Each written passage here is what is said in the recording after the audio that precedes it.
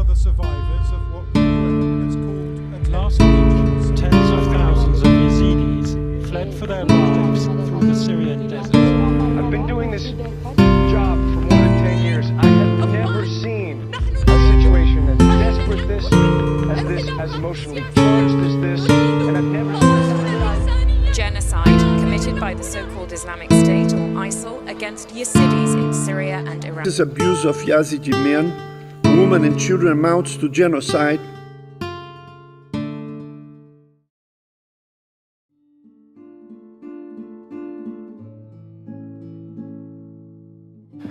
As you know, the people group that we chose are the Yazidi people of northern Iraq. And while they do qualify as the least evangelized people, there's more to it than that. See, the Yazidis are in a very unique place as a people group right now. They are qualified as IDPs, being internationally displaced persons. In other words, meaning they are not in their homes. They are scattered around northern Iraq, looking for places to stay, whether in UN refugee camps or in abandoned buildings, because they've been kicked out by ISIS forces. As a result, many of them are needing medical care. They're needing shelter, food, water, clothing, and even psychological care, making them in desperate need of not only our help, but also the gospel. But you see, the place they are is nowhere new for the Yazidis. In fact, getting into their history, they've been in similar places many times before. You see, the Yazidi people were one of the few minority groups that did not convert to Islam.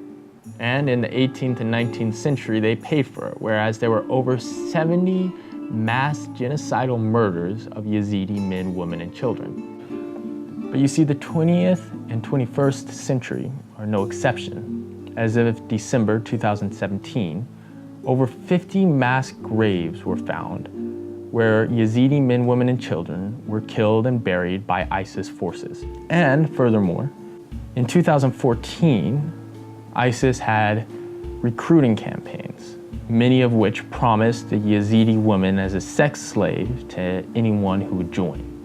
Naturally, this makes them a people group where we're interested in bringing the love of Jesus to, because most of them have seen nothing but hate.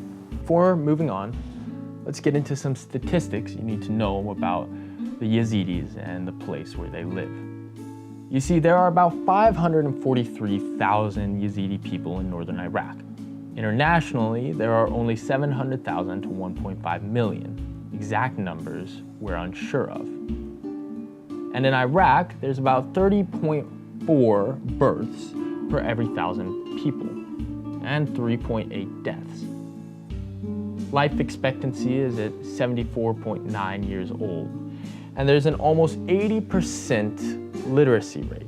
However, there are no government expenditures on literacy or education of any kind.